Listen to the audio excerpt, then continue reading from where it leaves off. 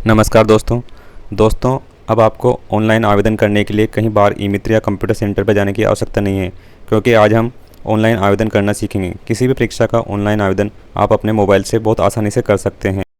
दोस्तों, आज हम SSOID के द्वारा राजस्थान की किसी भी एग्ज़ाम का ऑनलाइन आवेदन करना सीखेंगे। दोस्तों, वीडियो अच्छा लगे तो लाइक ज़रूर करें और चैनल पर पहली बार आएँ तो चैनल को सब्सक्राइब कर लें और साइड में दिए गए बेल आइकन को प्रेस कर लें, ताकि हमारे वीडियो की नोटिफिकेशन सबसे पहले आपको मिल सके। तो चलिए शुरू करते हैं। दोस्तों, सबसे पहले हम हमारे मोबाइल में गूगल क्रोम ब्राउज़र ओपन कर लेंगे। ओपन करने के बाद यहाँ एड्रेस बार में लिखेंगे SSOID लिखकर इंटर कर देंगे। तो पहला ही एड्रेस आएगा सबसे ऊपर वाला, उस पर क्लिक कर देंगे। राजस्थान सिंगल साइन और देख रहे हैं आप, क्लिक करते हैं हम लॉगिन पेज पर पहुँच जाएंगे। लॉगिन पेज पे सबसे पहले आपको यूज़र नेम डालना है। अपना यूज़र नेम जो भी है SSOID का वो डाल दीजिए। उसके बाद अपना पासवर्ड डाल दीजिए।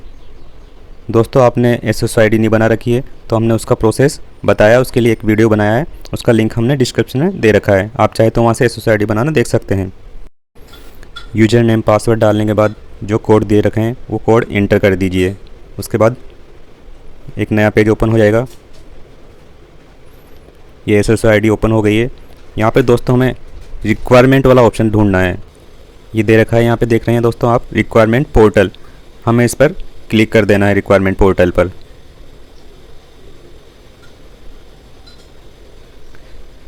जैसे रिक्वायरमेंट पोर्टल पर क्लिक करेंगे, हमारे सामने जो भी रिक्वायरमेंट होगी वो सारी रिक्वायरमेंट राजस्थान सरकार की सामने आ जाएगी। इस पेज को हम ओपन ऊपर कर लेते हैं। ये आप देख रहे हैं ऑन गोइंग रिक्वायरमेंट। यहाँ पर जो भी अभी वर्तमान में रिक्वायरमेंट है राजस्थान सरकार की वो सभी यहाँ पे दिखाई देगी। तो अभी RS की रिक्वायरमेंट है, यहाँ अपन इस पर अप्लाई कर देते हैं। ये आ गया यहाँ पे राजस्थान स्टेट एंड सब सर्विस। इस पर क्लिक कर दीजिए। कोई भी एग्ज़ाम हो, आपको किसी भी एग्ज़ाम का फॉर्म भरना हो, आप उस एग्ज़ाम को देख लीजिए और उस पर क्लिक कर दीजिए। उसमें क्या होता है दोस्तों, उसके बाद आपने को सारी की सारी डिटेल डालनी होती है। जैसे यहाँ सबसे पहले पूछा गया है आवेदक का नाम। तो दोस्तों हम ये एक डेमो फॉर्म भर रहे हैं, तो हम कुछ भी नाम डाल देते हैं। आवेदक का नाम डाल दिया। अब उसके बाद पिता का नाम डाल देते हैं। पिता का नाम डालने के बाद माता का नाम, यहाँ पर माता का नाम डालना है। उसके बाद लिंक सेलेक्ट कर लेना है। यहाँ पर हमें अपनी जन्मतिथि इंटर करनी है, जो भी तारीख है, वर्ष है। उसके बाद हमारी श्रेणी, कैटेगरी, हम कौन सी कैटेगरी से हैं, SC ST OBC जनरल, वो हमें सेलेक्ट कर लेना है।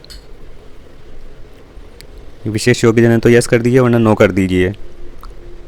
कोई एप्लीकेबल नहीं है तो नॉट एप्लीकेबल क्लिक कर दीजिए। पढ़ते जाइए और ऊपर बढ़ते जाइए। धर्म, यहाँ पे रिलीजन हिंदू मुस्लिम जो भी है वो। उसके बाद मैरिड है सिंगल है वो यहाँ पर क्लिक कर दीजिए। अगर मैरिड है तो बच्चों की संख्या यहाँ पर एंटर करनी है। उसके बाद हमें मोबाइल नंबर एंटर करना है। जो भी मोबाइल नंबर हमारा परमानेंट नंबर है वो यहाँ पर इंटर कर देंगे, क्योंकि फॉर्म भरने के बाद सारी सूचनाएं उसी मोबाइल नंबर पर आएगी, पाएगा। ईमेल ID ऑटोमेटिक आ जाएगी। यहाँ पे पूछ रहा है कि आप राजस्थान के अनुसूचित क्षेत्र से संबंधित है, यदि हैं तो यस कर दीजिए, नहीं है तो नो कर दीजिए। यहाँ पे हमें हमारा एड्रेस डालना है। क्या एड्रेस है, जैसे हम कोटा से हैं तो हम कोटा एंटर कर देते हैं। दोस्तों ध्यान रहे, सभी हमें कैपिटल लेटर में एंटर करना है। उसके बाद राज्य सेलेक्ट करना है। आप कौन से राज्य से हैं, राजस्थान से हैं तो राजस्थान सेलेक्ट कर लीजिए, अदर राज्य से तो अदर राज्य सेलेक्ट कर लीजिए। उसके बाद डिस्ट्रिक्ट सेलेक्ट करना है। हम कोटा डिस्ट्रिक्ट से हैं तो हम कोटा सेलेक्ट कर लेते हैं। शहर, सिटी, विलेज, जिस भी गाँव शहर से हैं वो यहाँ पर एंटर कर दीजिए। उसके बाद पिन कोड एंटर कर दीजिए।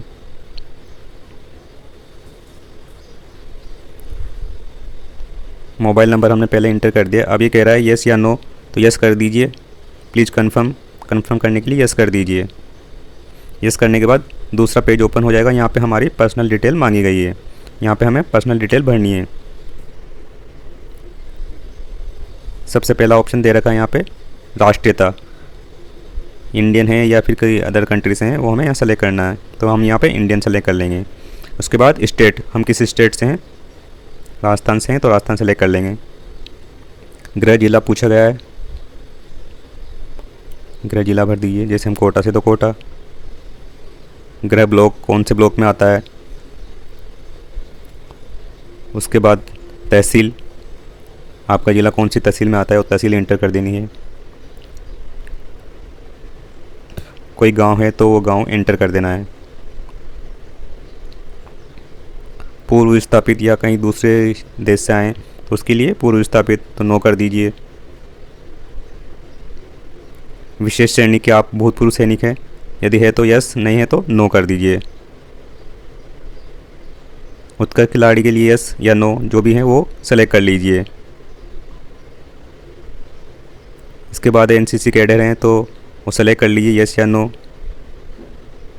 भूतपूर्व के यदि यस या नो जो भी हैं वो सेलेक्ट करना है, बिल्कुल से सेलेक्ट करते जाना यस या नो।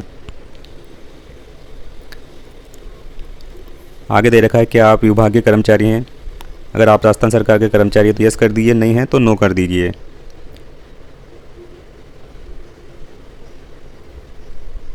इसके बाद हमें आगे बढ़ जाना है। यहाँ पे अतिरिक्त श्रेणी दे रखी है, ये जो नीचे श्रेणियाँ दे रखी है, अगर इसमें से कोई है तो सिलेक्ट कर लीजिए, वरना नेक्स्ट कर दीजिए। हम इसको नो करके और नेक्स्ट कर देते हैं। अब हमने नेक्स्ट कर दिया है, अगले पेज पे चले जाते हैं।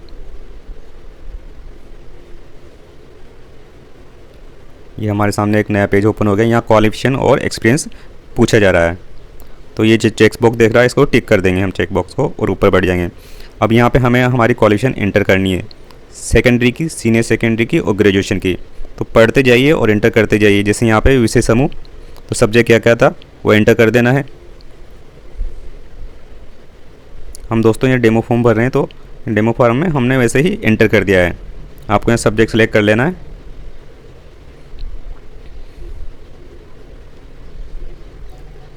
सब्जेक्ट सेलेक्ट करने के बाद आपको यूनिवर्सिटी सेलेक्ट करनी है। आप किस यूनिवर्सिटी से आपने 10th की है, 12th की है, ग्रेजुएशन की है। हमने आरबीएससी से की है तो हमने आरबीएससी यहाँ फिल कर दिया। और ग्रेजुएशन यूनिवर्सिटी ऑफ कोटा से की है तो हम यूनिवर्सिटी ऑफ कोटा कर देंगे। आपने जयपुर से की है तो यूनिवर्सिटी ऑफ जयपुर भर दीजिए। दोस्तों बहुत ही आसान, आराम से भरना है इस फॉर्म को, कोई गलती नहीं होना चाहिए। अब यहाँ पर रोल नंबर पूछे गए हैं तो हम यहाँ पर 10th के, 12th के और ग्रेजुएशन के रोल नंबर इंटर कर देंगे। ये हमने यहाँ पर रोल नंबर एंटर कर दिए हैं। अब ये पूछ रहा है परसेंटेज था ग्रेजुएशन में, 10th में, 12th में, या फिर ग्रेड था, क्या था, वो हमें यहाँ पे एंटर कर देना है। उसके बाद पास करने का वर्ष, किस वर्ष में हमने 10th की, 12th की और ग्रेजुएशन की, पासिंग वर्ष। उसके बाद सबसे अंत में प्रतिशत भरना है। सबसे अंत में हम प्रतिशत भरेंगे, 10th में क्या परसेंट था, 12th में कितना था और ग्रेजुएशन में कितना था। यहाँ पर प्रतिशत भर देंगे। दोस्तों पढ़ते जाना है और पढ़ पढ़ के भरते जाना है। फॉर्म भरना बहुत ही आसान है, आप मोबाइल से आराम से बहुत आसानी से फॉर्म भर सकते हैं। ये हमने फिल कर दिया है। अब हम ऊपर करते हैं पेज को, आगे बढ़ते हैं। यहाँ अनुभव मांगा गया है।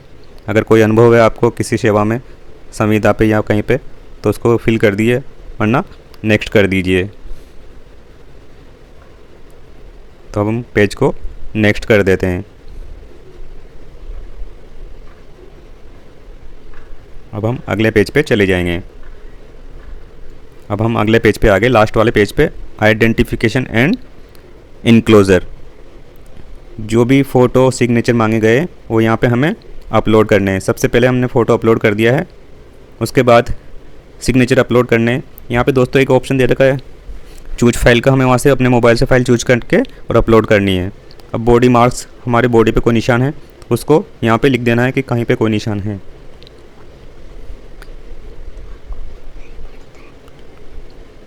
जैसे हमारी भुजा पे एक धब्बा सा है तो हमने उसको लिख दिया है। और ये सब करने के बाद हम अब नेक्स्ट कर देंगे।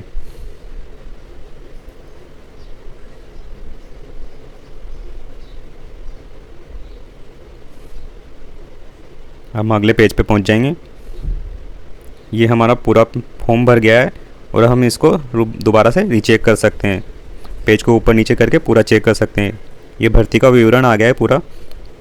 हमने कहीं कोई गलती कर दी हो तो सुधार कर सकते हैं। तो यहाँ पढ़ते जाइए और पेज को ऊपर करते जाइए, कहीं हमने कोई गलती तो नहीं कर दी है। अब यहाँ पे फ़ीस की स्थिति दी गई है, अभी नोट सबमिट बता रहा है। अब हम इसके बाद फ़ीस को सबमिट करेंगे। ये डिक्लेरेशन दे रखा है घोषणा, यहाँ पर हमें चेक बॉक्स को टिक करना है और पे फीस पे क्लिक करना है। जो पे फीस लिखा है उस पर क्लिक कर देना है। अब पे फीस पे क्लिक करते हैं, एक छोटी सी पॉपअप विंडो आएगी। आपको क्या है, थोड़ा इसको जूम इन से जूम आउट कर लेना है और उस विंडो पे जो ओके होगा उस पर क्लिक कर देना है। इस तरह से फीस की रसीद आएगी, आपको कितनी फ़ीस जमा करनी है, किस नाम से जमा करनी है। तो यहाँ आप देख रहे हैं 350 चार्ज बताएगा, टोटल चार्ज, ये हमें पे करना है। पे फीस पर क्लिक कर देंगे, ओके कर देंगे। अब